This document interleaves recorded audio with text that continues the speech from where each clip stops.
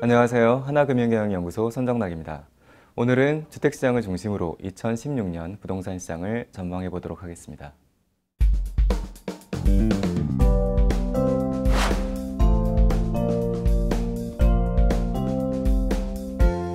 2015년 주택거래는 120만 호에 이르렀습니다.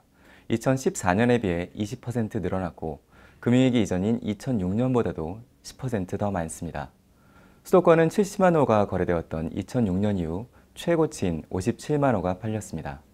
지방광역시도 2011년 26만 호와 비슷한 25만 호가 거래되었습니다. 거래만 보면 주택시장은 최고 호황이었습니다. 주택가격은 수도권에서 4.6%, 지방광역시에서 6.0%, 기타 지방에서 2.4% 올랐습니다. 수도권의 회복세가 뚜렷했고 광역시도 10% 넘게 오른 대구를 선두로 4에서 6% 수준의 상승세를 보였습니다. 다만 전국이 11% 넘게 오른 2006년에 비하면 거래량 급증세에 비해 가격 상승폭은 다소 작았습니다.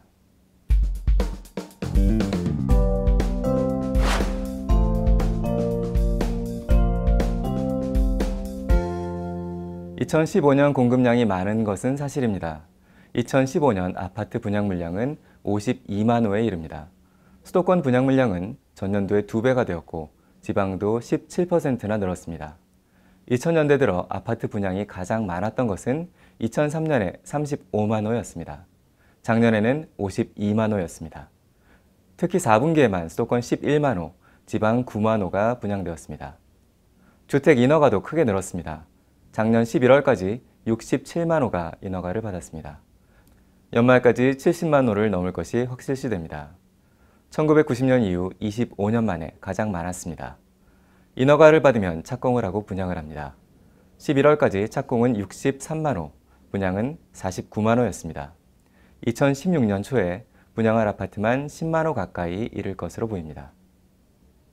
공급 과잉이 모든 지역에서 나타나고 있지는 않습니다. 아직은 경기도와 충청권의 이야기입니다. 2015년 아파트 분양 물량이 재고의 8%를 넘은 지역은 충남, 충북, 경북, 경기 4곳입니다.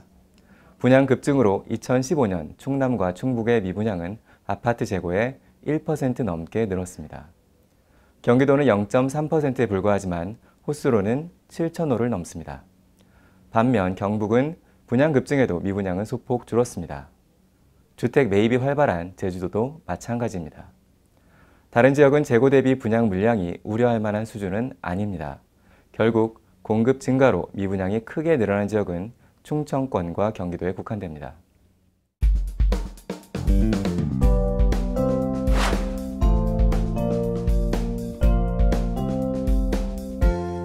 주택 거래는 2015년보다 줄어들 것 같습니다. 아파트 분양은 2015년에 크게 못 미칠 가능성이 높습니다.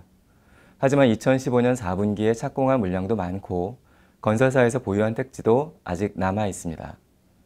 매입 수요는 전세 거주자를 중심으로 이어질 것으로 보입니다. 다만 전세 수요자 상당수가 주택 매입을 마쳤고 대출 여건도 조금 악화되었습니다. 작년만큼 수요가 받쳐주지는 않을 것으로 보입니다. 미래가 불안하다 보니 비싸다 싶으면 수요자가 거래를 망설일 수도 있습니다. 거래를 지연시키고 거래량을 줄이는 요인입니다. 올해 주택거래는 2014년에 100만 호 수준에 그칠 가능성이 높습니다. 주택 가격은 상승세는 이어가겠지만 상승폭은 둔화될 것으로 보입니다. 2015년 상승률 4.4%에 못 미치는 3% 수준이 될 가능성이 높습니다. 수도권에서는 서울이 상승세를 견인할 것으로 보입니다. 재건축 아파트 최고가가 경신되고 있고 미래가 불안하다 보니 수요자들이 안전자산인 서울주택을 선호하고 있습니다.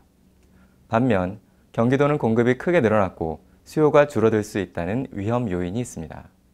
지방에서는 광역시 내부를 중심으로 상승세를 이어갈 것으로 보이지만 인기 지역은 수도권과 비슷한 수준까지 가격이 올랐다는 점이 부담입니다. 상승세가 다소 둔화될 가능성이 높습니다.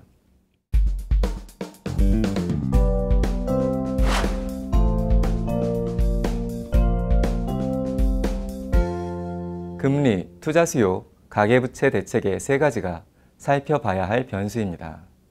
작년 연말 미국 연방준비위원회가 금리를 올림으로써 7년 넘게 지속된 금리 동결 기조가 깨졌습니다. 올해도 적으면 0.5%포인트, 많으면 1%포인트 기준금리를 올릴 예정입니다. 한국도 영향을 받을 것으로 보이지만 영향은 비교적 작을 수 있습니다. 경제 부진이 이어지고 있어 기준금리를 크게 올리기는 어렵기 때문입니다. 금리는 연초보다는 연말로 갈수록 현재보다는 향후 인상폭에 관심이 집중되며 시장 불안감을 키우는 쪽으로 영향을 미칠 가능성이 높습니다. 지방주택시장에서는 투자 수요가 유지될 것인가가 변수입니다. 최근 주택거래는 전세 거주자 등의 실수요 위주로 이루어지고 있습니다.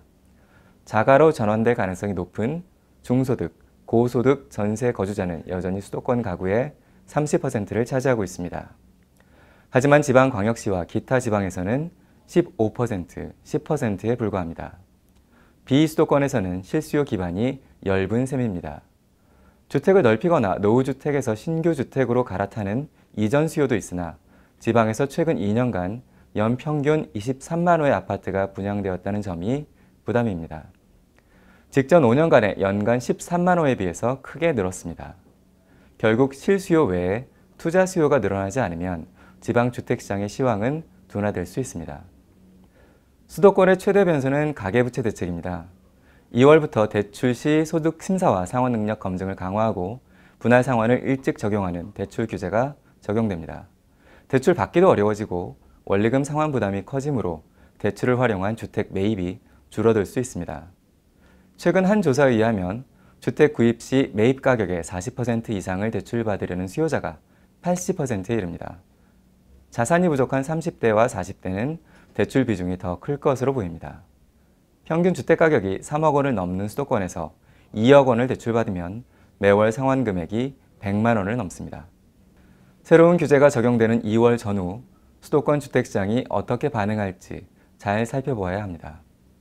감사합니다.